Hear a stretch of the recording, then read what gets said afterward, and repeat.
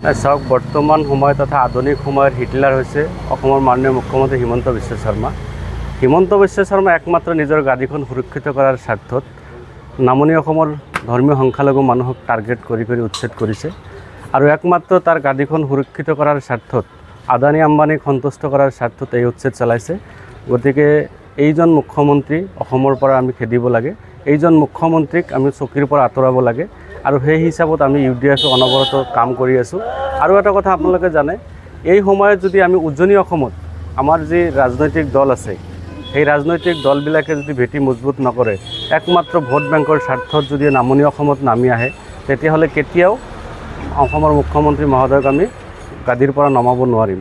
আজিৰ তাৰিখত আপোনাৰ অখিল গগৈ তথা আমাৰ APCCৰ সভাপতি গৌৰৱ গগৈ ডাঙৰীয়াই যি ধৰণে নেতৃত্ব লৈছে বা যি ধৰণে প্ৰচাৰ চলাই আছে, এই প্ৰচাৰখিনি যদি উজনি অসমত চলায়, নিশ্চিতভাৱে অসমৰ মাননীয় মুখ্যমন্ত্ৰী গাদীচ্যুত হ'ব।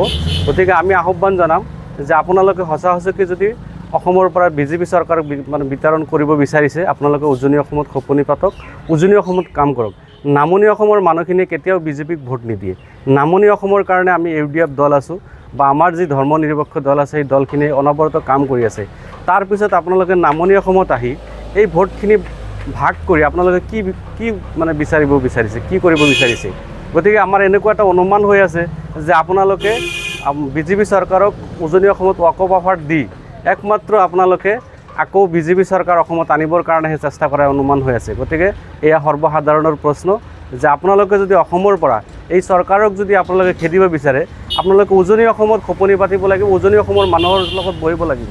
আজি যি অত্যাচাৰ, এই অত্যাচাৰ অসহনীয় অত্যাচাৰ, এইজন মুখ্যমন্ত্ৰীৰ কোনো দয়া মায়া মমতা একো নাই, একমাত্ৰ গাদীৰ কথা চিন্তা কৰে, একমাত্ৰ নিজৰ পৰিয়ালৰ সম্পত্তিৰ কথাহে চিন্তা কৰে।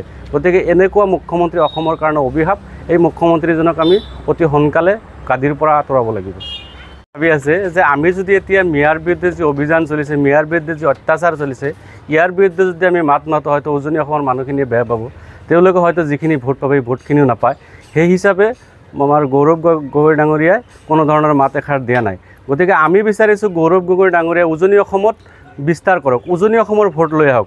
নামনি অসমৰ ভোটটো আমি এনেই পাম, BJP বিৰোধী এনেই হৈ আছে। গতিকে গৌৰৱ গগৈ ডাঙৰীয়াই যি মতলব আমি ভাল দেখা নাই। গৌৰৱ গগৈ যে আকৌ অসমৰ মাননীয় হিমন্ত বিশ্ব শৰ্মাকেই মুখ্যমন্ত্ৰী পাতিব, তাৰ আচৰণত এই কথাটো প্ৰকাশ পাই আছে। গতিকে গৌৰৱ গগৈ ডাঙৰীয়াক আমি আহ্বান জনাম, আপোনাৰ যদি সঁচাসঁচিকে অসমত BJP চৰকাৰ বিৰোধী চৰকাৰ আনিব বিচাৰিছে, আপুনি উজনি অসমত মাথা মাৰক, উজনি অসমত আপুনি কাম কৰক।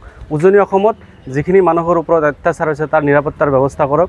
উজনি অসমৰ যিখিনি মানুহখিনিয়ে সম্প্ৰীতিৰ কথা চিন্তা কৰি আছে, যিখিনি মানুহে অসমৰ জাতি জনগোষ্ঠীৰ লগত একত্ৰিত হৈ কাম কৰিব বিচাৰিছে, সেইখিনি মানুহৰ লগত কথা পাতি আগবাঢ়ি যাওক।